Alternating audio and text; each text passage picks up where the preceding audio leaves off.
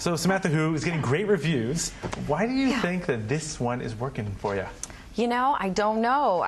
Coming into it, had no idea. Yeah. I just figured it was going to be like everything else that I've done, and not really, you know, be as embraced as much as this. And when I don't read reviews, it's sort of not something that I do, but.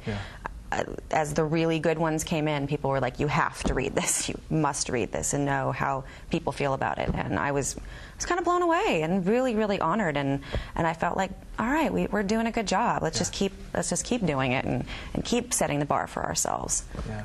Why did you want to venture back into comedy? Because, like, of course, Married with Children, and then I remember Jessie, and you've done all these movies as well. What was it about Samantha Who that made you go, I want to do this?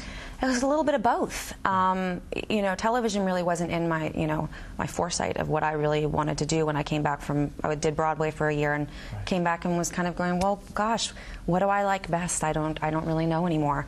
And I didn't want to come back and always play sort of the girl on the side. I wanted some challenges, and this came along, and I went, well, this could be that challenge. I don't know yet. And I met with Don Todd, and he explained to me sort of the tone and the feeling that he wanted to have the show live in. And I thought, well, this could be really interesting. And playing two characters and playing someone who's just completely void of memory. I mean, that's such an interesting thing to play. And discovery is always a great thing for an actor to play, and yet she gets to really discover these things and for the first time. And I said, okay, well, let's try it out. And he always wanted to have like this reality in it. This we have a lot of episodes that are really touching and kind of these mother-daughter issues and father-daughter issues and best friend issues, and we kind of tackle those things under the cloud of comedy, which is nice. What have you learned from your co-stars? You have a great cast. I have the best cast on television, and I can say that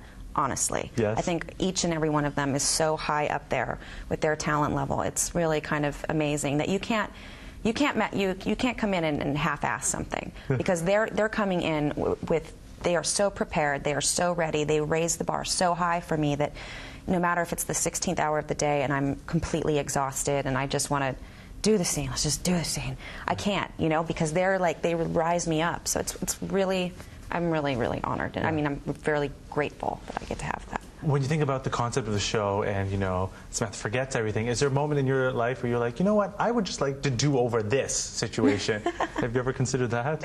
Probably some relationships that I've had I'd like to do over. Or X out completely. Oh, really? But no, I think that, my life has been filled with so many ups, so many downs, so many in the middle, and all those things really kind of make you who you are. And I wouldn't be me if I didn't have those things. So I'm kind of okay with that. What about certain looks? Hairstyles, some hairstyles.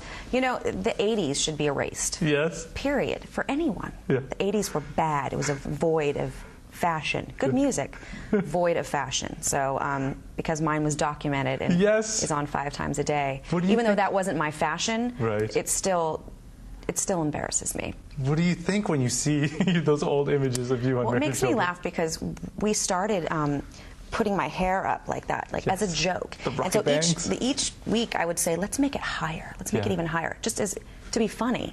And now I look back and I think people think that I actually liked my hair like that. So. I'd like to maybe I did. That. Yeah, I know. It just meant you played your role really well. Wasn't so now really people are like, oh, she's so lovable when she grew up. I never owned a Lycra mini dress in my entire life. Okay. You were doing Sweet Charity, but also, were you part of the original burlesque group of the Pussycat Dolls? Yeah, I guess it's not really. It wasn't really burlesque. It was. It's through the years, all these different names for it. It was really like a Fosse-inspired dance show. So it wasn't burlesque. We didn't have like tassels or anything like that. I mean, it was. We had amazing costumes and incredible music, and these were all real dancers. And it was all very inspired by Fosse. So we did Sweet Charity numbers in it. We did all sorts of cool stuff. But yes, I was one of the original 5 girls. And when it evolved into a pop group, did you ever go, oh, I kind of wish I did that? Or are you kind of glad you didn't go? No.